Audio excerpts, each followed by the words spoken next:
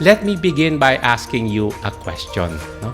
Naalala niyo pa ba the things that your parents told you when you were young? No? And later, you realize na hindi pala totoo yung mga sinasabi ng mga magulang ko. No? You still remember those things, no? Ayan. So, when I was young, when I was young, wala pa kayo talaga noon, di ba? Except si Anya. Ayan. No? So, when I was young, my parents, pagbilog yung buwan, bakit? Mapuputol yung daliri mo, no? Mapuputol yung fingers mo, no? And then also, in dining, sasabihin ng sasabihin ng parents ko, pag may nalaglag na na spoon or fork, they would say, may darating na bisita, bibisita. So kung gusto ko dumating mga pinsan ko, talaga maglalaglag ako ng mga kutsara, tinidor, para dumating sila. And then also, sabi, kailangan ubusin mo yung pagkain. Kasi bakit? In our time, sabi, kung hindi, yung magiging future partner mo in life, ang dami rin mga bulutong tagyawat, no? Walang titingin kay Mrs. ngayon, ha? Mamihan nyo na siyang tignan, no? Ayan, no? And, as you grow older, you begin to realize na not everything, that was said to you were true. No? Not everything. But here's a more serious question. What if what you believed about Jesus was not true? No? What if yung resurrection hindi talaga nangyari? Well, according to Paul, and I'll be using the Pinoy version, Pinoy version. Ano sabi niya? Sabi niya, at kung hindi muling binuhay si Christ, walang sense ang faith nyo at namumuhay pa rin kayo sa mga kasalanan nyo. Ibig sabihin, yung mga namatay na naniniwala kay Christ, napahamak na sila. Kung para lang sa buhay na ito, ang pag-asang meron tayo kay Christ at wala nang iba pa, tayo ang pinaka-kawawa sa lahat ng tao sa mundo. And so, the question now is not about what we have heard or learned about the life of Jesus Christ. But the real question is, did Jesus really rise from the dead? No? So this morning, as we look at Luke 24 verses 1 to 12, and at the same time, titignan din natin yung mga ibang gospel para we will be looking at different angles. We will discover this. Can we read this together? God gives undeniable proof that our Savior lives, so believe. Now, ulitin natin.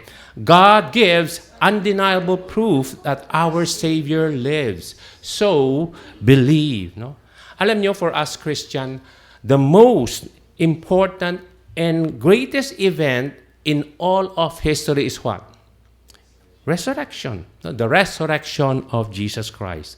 The resurrection of Jesus Christ is not only the main event in God's plan of redemption, but ito yung pinaka-foundation ng gospel natin. In other words, all in. All in tayo sa resurrection.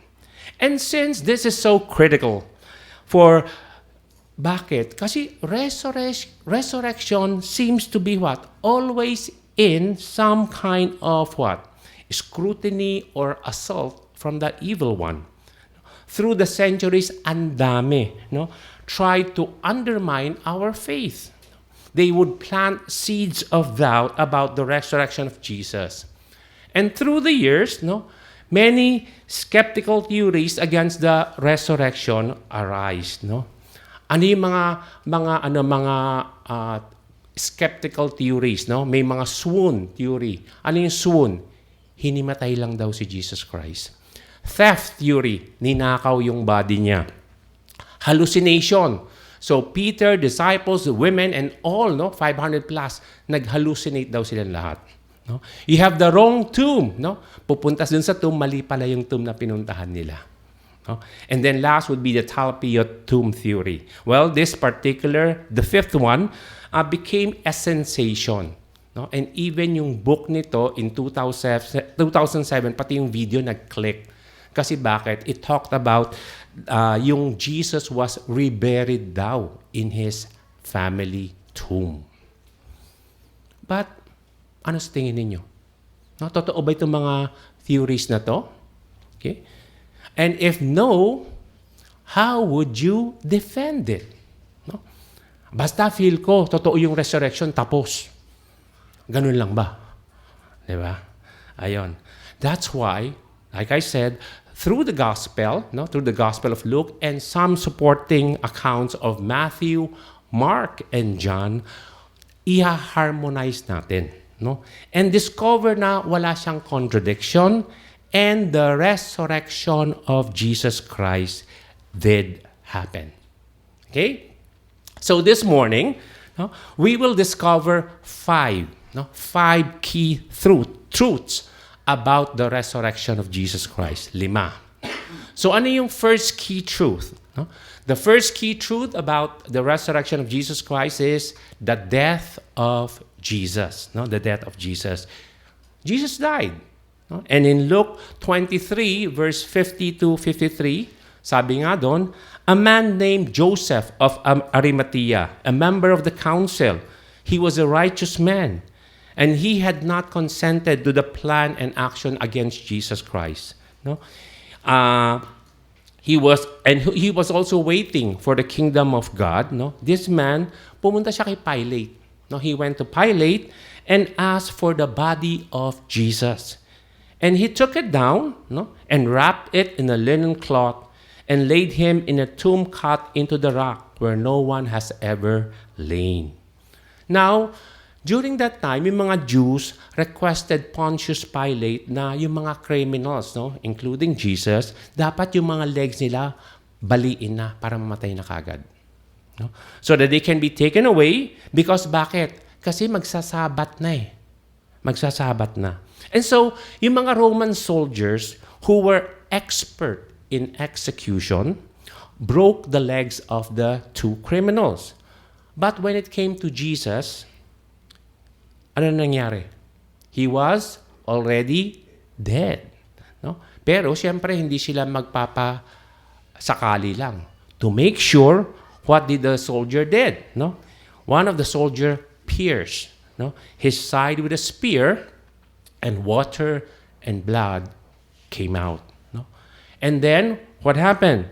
Joseph of Arimathea went to see Pilate and asked for the body of Jesus. No? Now, sa tingin niyo ba, mabilis kay Joseph na pumunta kay Pilate para hingin yung katawan ni Jesus Christ? No? Of course not. No, of course not. Kasi it says in Mark chapter 15 verse 43, and he what? Gathered up courage and went in before Pilate and asked for the body of Jesus. Okay? Joseph of Arimathea needed to gather up courage. Now, bakit kailangan sabihin pa ni Mark yan? You know bakit? Because unang-una, Joseph was not, hindi to si Joseph na asawa ni Mary, ha? Joseph of Arimathea was not related to Jesus. Second, his request was a favor. Bakit? Ano yung kaso ni Jesus Christ? Treason.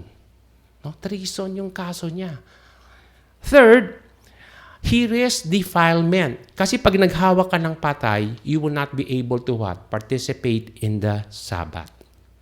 And lastly, yung pag-get niya or pagkuha niya ng body ni Jesus is an open confession to everyone na loyal ako kay Jesus Christ.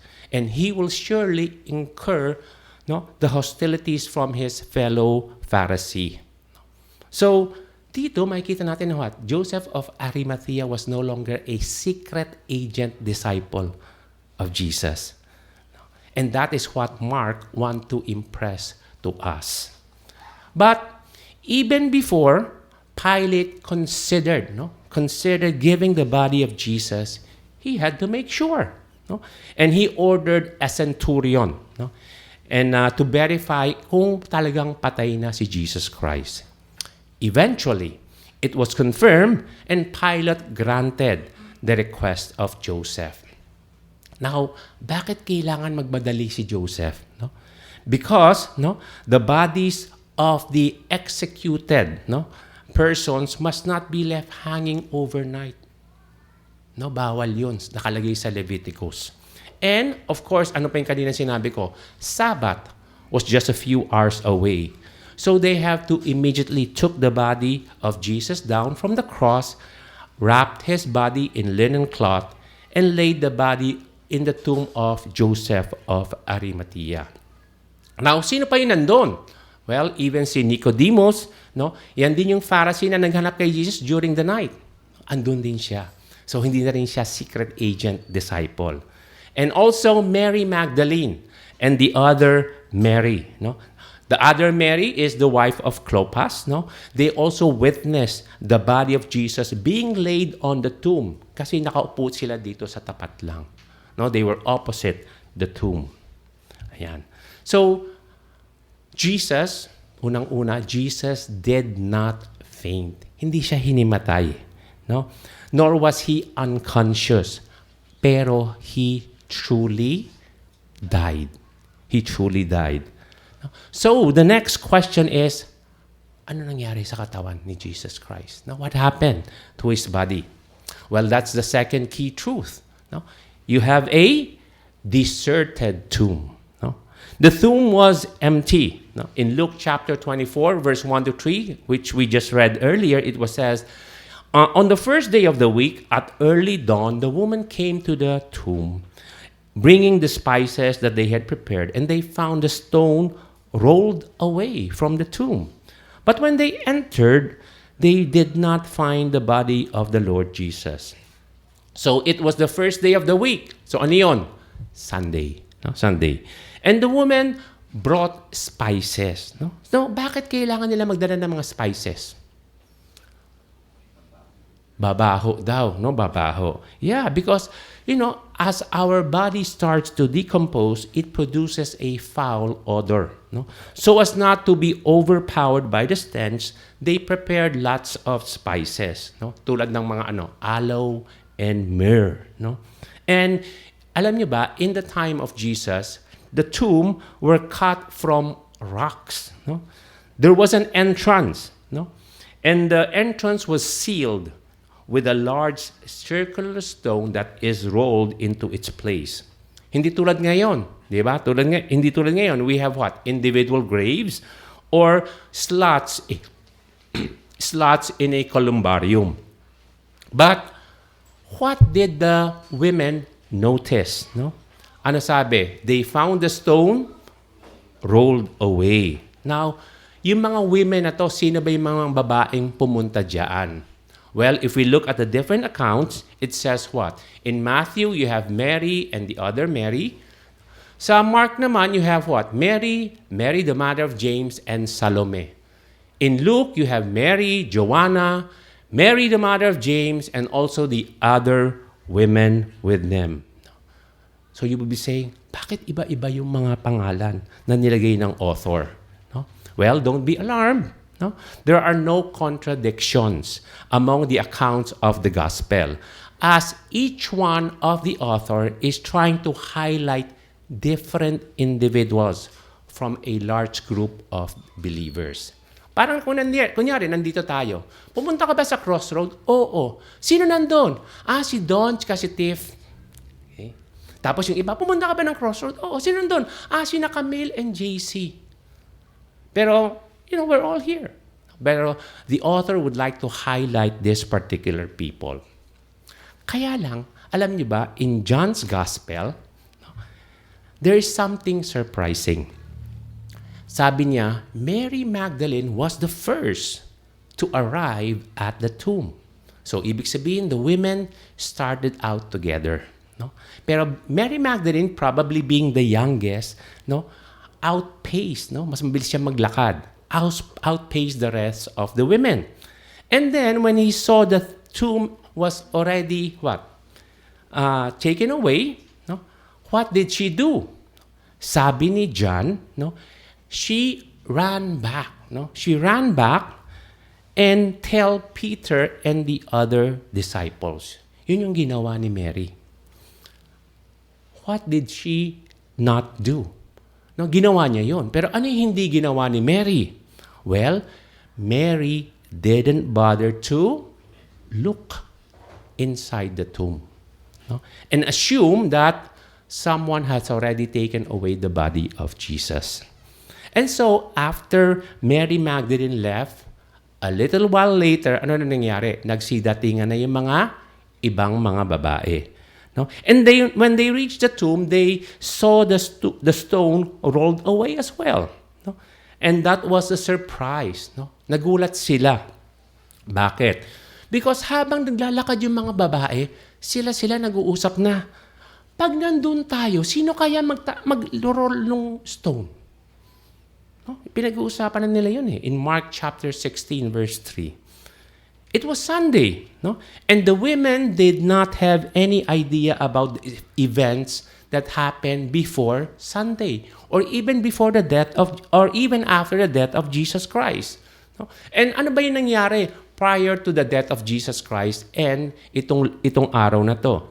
Well, in Matthew chapter 27 verse 63, sabi doon, on the next day, the day after the preparation, the chief priests, yung mga priests and Pharisees went to see Pilate. No? At sabi nila, Pilate, no? Alam mo ba, yung deceiver na yan pertaining to Jesus Christ, sabi niya, after 3 days, sinabi niya, mabubuhay daw siya muli. Therefore, kung pwede, give orders for the grave to be made secure until the 3rd day. Otherwise, no, his disciple may come and steal yung kanyang katawan away, no? And say to the people, "Oy, he has risen from the dead." And the last deception of this deceiver will be worse than the first. And so Pilate said to itong mga chief priests and high priests, no? Oh, may guard naman na. You have a guard. Go, no? And make it as secure as you know. And they went and made the grave secure, and along with the guards, they set a what? Meron pang seal, no, dun sa tomb. Now, take note, the Roman soldiers were no ordinary soldiers or mga guards. Hindi sila natutulog, no, kapag on duty sila. They were well-trained and capable, and they know their duties and need to carry them out. Bakit? Failure to do so means death. No? And so, did the women ever met the guard dun sa tomb na yon? Surprisingly, if you look at all the 4 accounts, they did not say the women ever met the Roman guards. So, ano nangyari? Ano nangyari? No? Well, before arriving at the tomb site, no, the women did not know na meron palang localized earthquake. So, dun sa lugar na yon, nagkaroon ng lindol. No? And in Matthew chapter 28 verse 2, it says what? A severe earthquake had occurred, for what? An angel of the Lord descended from heaven and came and rolled away the stone and sat upon it. No? And the story continues. The angel's appearance was like lightning and clothing white as snow. And the guards shook for fear of him and became like dead men. Now, anong ibig sabihin ng they were like dead men? Ano ba ibig sabihin nun? Well, they were so frightened and traumatized with fear that for a time being, they were completely unconscious. And these were some behind-the-scene engagement that happened na hindi alam ng mga babae. And so as the women entered the tomb, what did they observe? No? Hindi nila nakita yung body ni Jesus. No? The tomb was empty. And so we find ourselves with a what? With a deserted tomb. And paano natin may explain ito? No? Well, ito yung 3rd key truth about the resurrection of Jesus Christ. The declaration of angels. No? In Luke chapter 24, verse 4, sabi doon, the women were perplexed. No? Perplexed about this. In other words, the women had no explanation.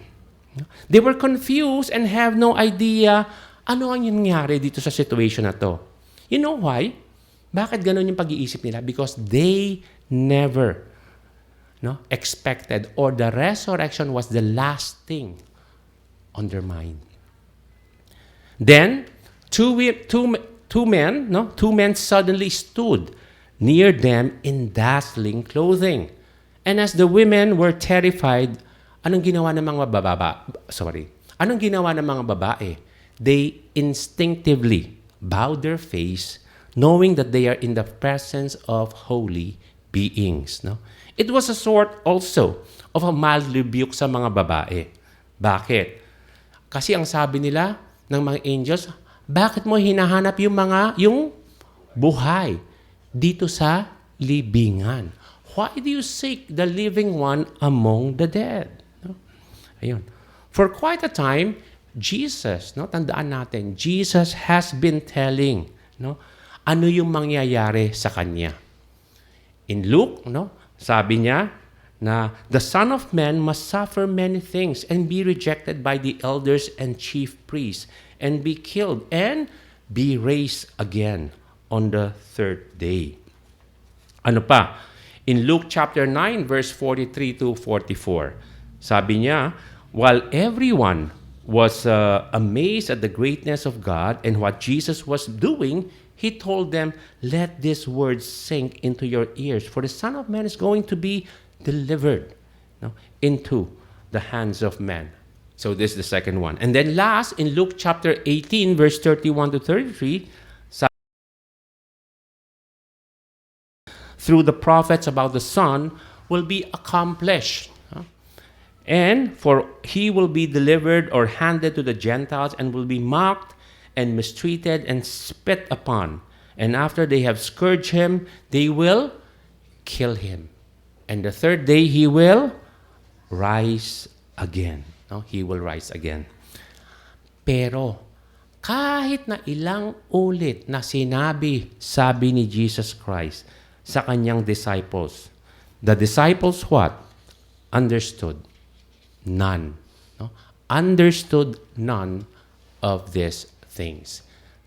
And the meaning of this statement were hidden from them, and they did not comprehend the things that was said. Okay? Walang nagnakaw ng body ni Jesus. The Roman guards did not steal the body of Jesus. The disciples, even the women, did not steal or hide the body of Jesus. Bakit? Because hindi nila nga naintindihan eh. They did not understand what Jesus was telling them. Only the angel gave the possible answer or explanation. And what is that? He is not here, but he has risen. So, kahit na dineclare na ng mga angels, were there anyone pa ba? Meron ba bang iba nakita na buhay si Jesus? Diba? Kasi pag sinabing angels, kung hindi natin nakita yung angels, paano na? Diba? So, were there anyone else who saw Jesus? Well, that is the fourth key truth. You have what? Dedicated women witnesses.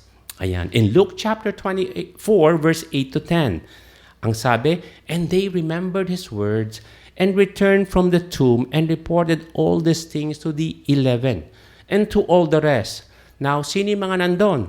They were Mary Magdalene, Joanna, Mary the mother of James, and also the other women with them were telling these things to the apostle. Now, alam ninyo, in first century Mediterranean culture, kung gagawa ka ng fake news, kung gagawa tayo ng fake news about an empty tomb or about the resurrection of Jesus Christ, hindi natin gagamitin yung mga babae. We will never cite women as witnesses or eyewitnesses. Bakit? because women have low status as credible witnesses, especially in the eyes of a male-dominated culture. No? This includes yung mga legal, political, or social context. No? And so, it is reasonable to believe that what is recorded actually happened. Bakit ko sinabi yan? Well, remember, the gospel writers, no, Matthew, Mark, Luke, and John, alam nila yung kultura nila eh. Far better than we do. And if they are creating fake news, they would not make up such elaborate details and then gamitin tong women, no, to support their story. And that's why pinpointing the women as witnesses shows the what? The historical veracity or truthfulness of these accounts. Isa pang reason, no, why these women were very credible. Alam niyo kung bakit? Because lagi sila nandun sa scene. They were always on the scene all throughout the passions of Jesus Christ. When Jesus was crucified, his mother, his mother's sisters, no, si Mary, the wife of Clopas, Mary Magdalene, they were there. When Jesus was giving up his spirit, nung sinabi niyang, it is finished. No? Many women, including sino? Mary Magdalene, Mary the mother of James and Joseph, and the mother of the sons of Zebedee. They were there. When Jesus was about to be what? Entombed. No? Ilalagay na sa tomb niya. Sino nandun?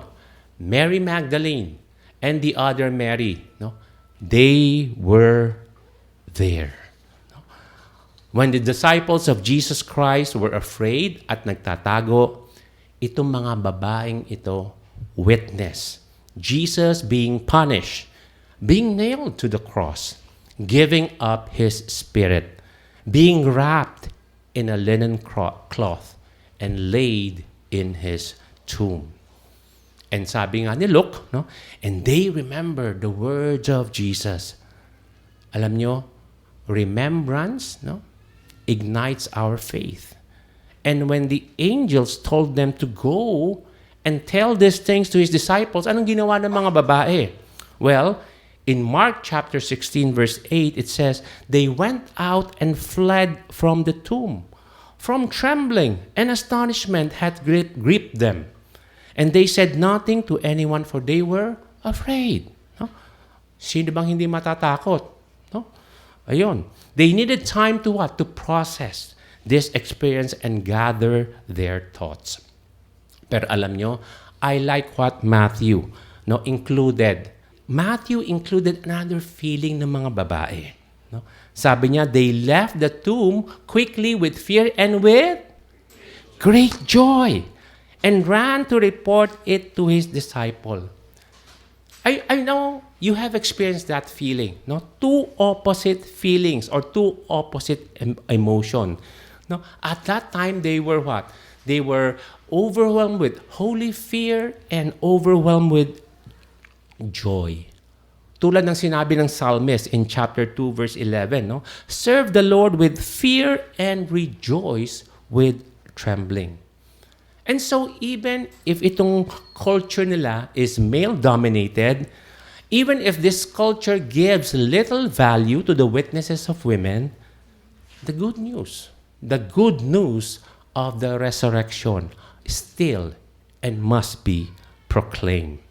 And alam nyo ba, sabi nga, and the good news just keep on coming.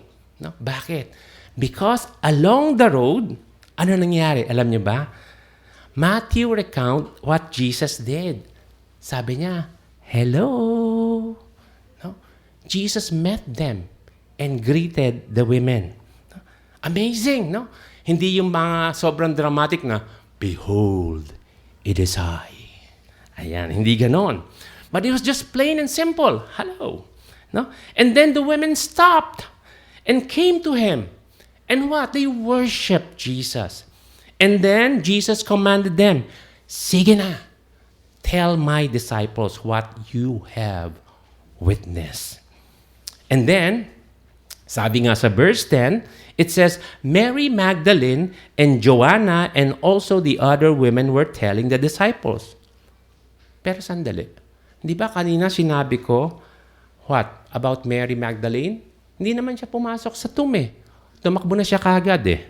No? So, when Mary Magdalene saw the tomb, the stone rolled away and she ran immediately, ibig sabihin, Mary Magdalene did not know what really happened.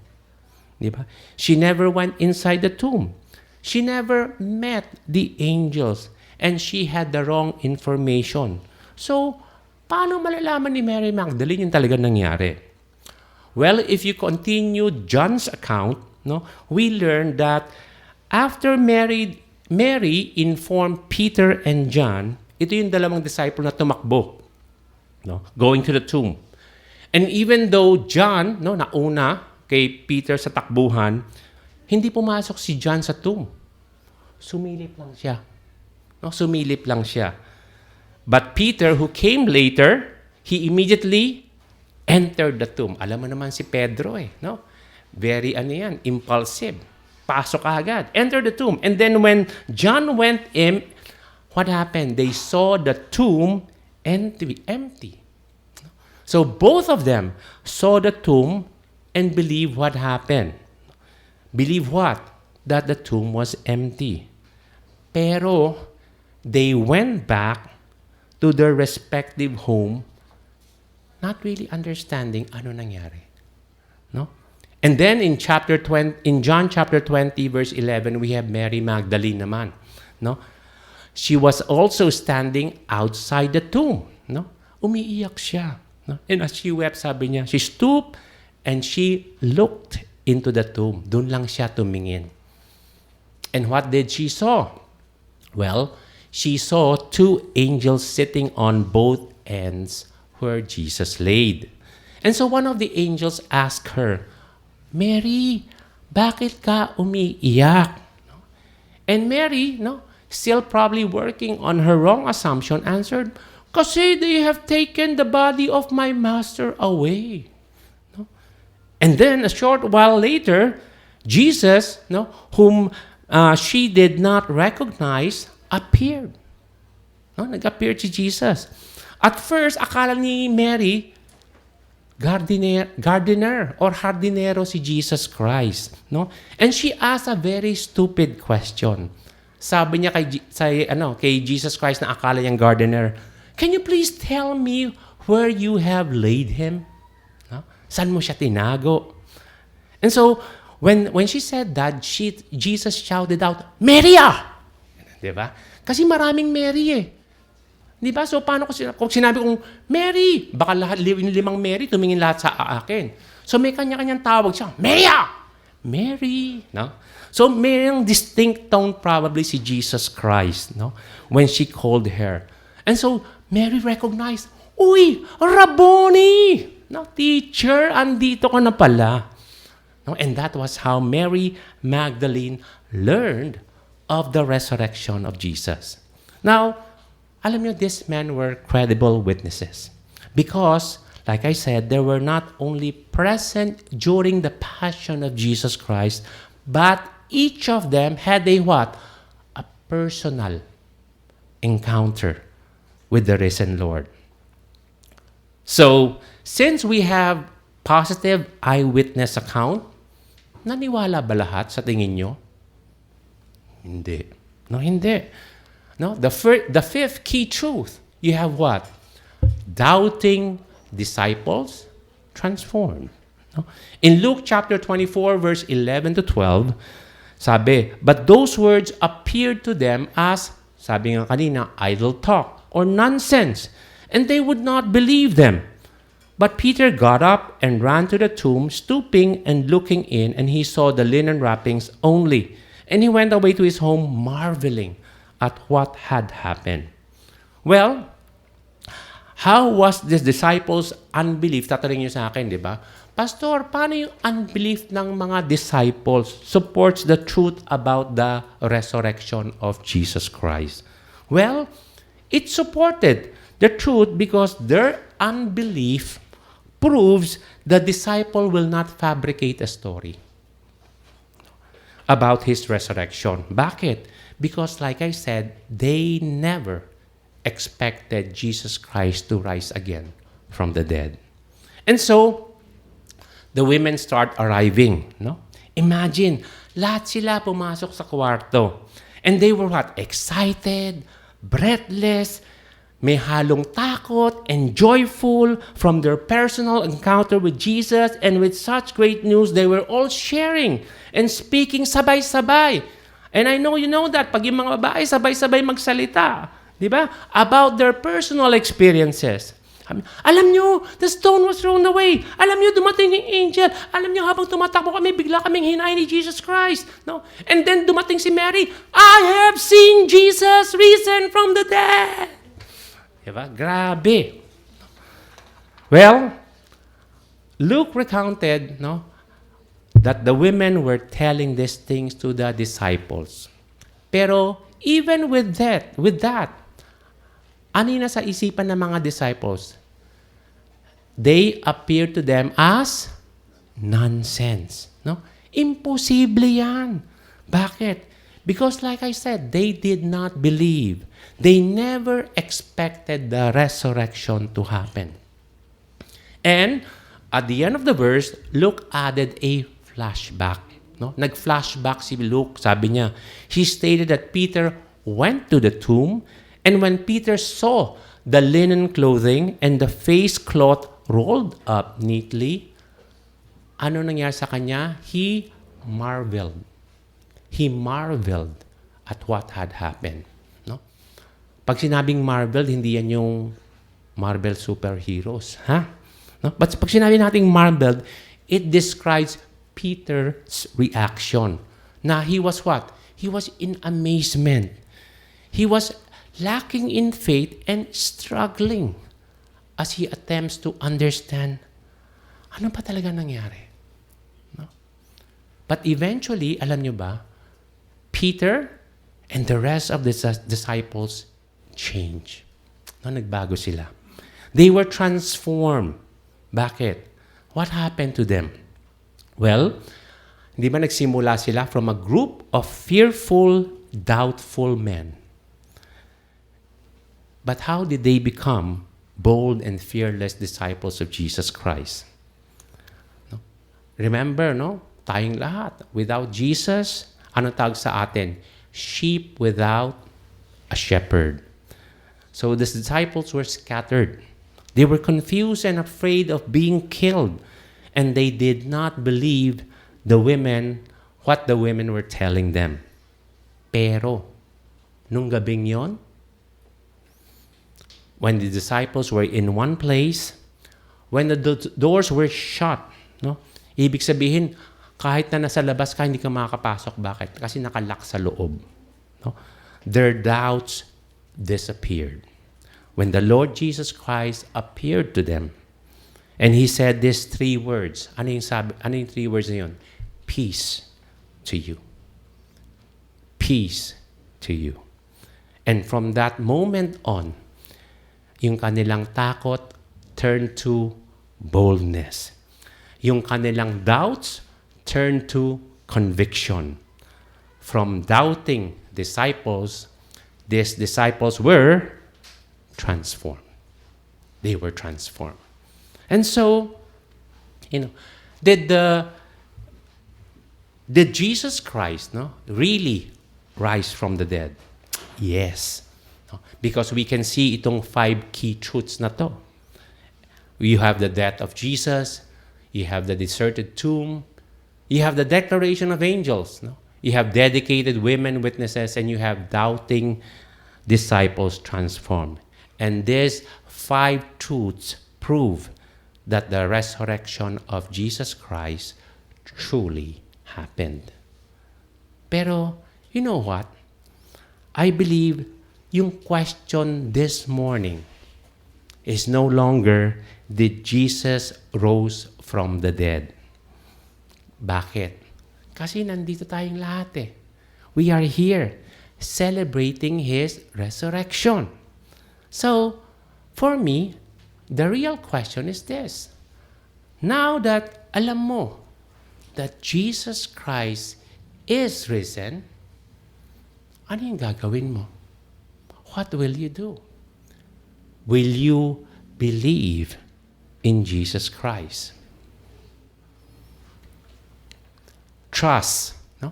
Trust God's undeniable proof that our Savior lives and believe. Again, no?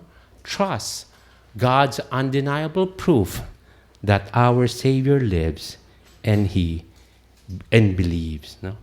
And so, for some of you na up to this moment, you did not still make a commitment to accept Jesus Christ as your Lord and Savior. Maybe today, itong pagbuhay niya muli would be the day that you also, yung sarili mo would be also resurrected. No? That you would accept Jesus Christ as your Lord and Savior. Kasi nga sabi nga sa 1 John chapter 5 verse 11 to 12. And this is the testimony that God has given us eternal life. And this life is in His Son. And he who has the Son has the life. He who does not have the Son does not have the life. Trust God's undeniable proof that our Savior lives and believe. Let's pray. Our Heavenly Father, we really thank you. Thank you, Lord, for indeed, Lord, no, you are awesome, you are mighty, but more so, Lord, you are gracious. You are love. Lord, we thank you. Sino nga ba kami that you are so mindful of us? And yet, Lord, you allowed Jesus Christ to come, to suffer, to be beaten, to die. But Lord, nakita namin yung victory niya, that on the third day, He rose again. Thank you for that promise and something for all of us as your sons and daughter to look forward to. We thank you, Lord, for your grace. We thank you for your mercy. But more so, we thank you for your power. That, Lord, indeed, you have overcome death and it has no power over you. Because, Lord, indeed, you have risen. We praise your name. We love you. And we pray all this in Jesus' name. Amen and amen.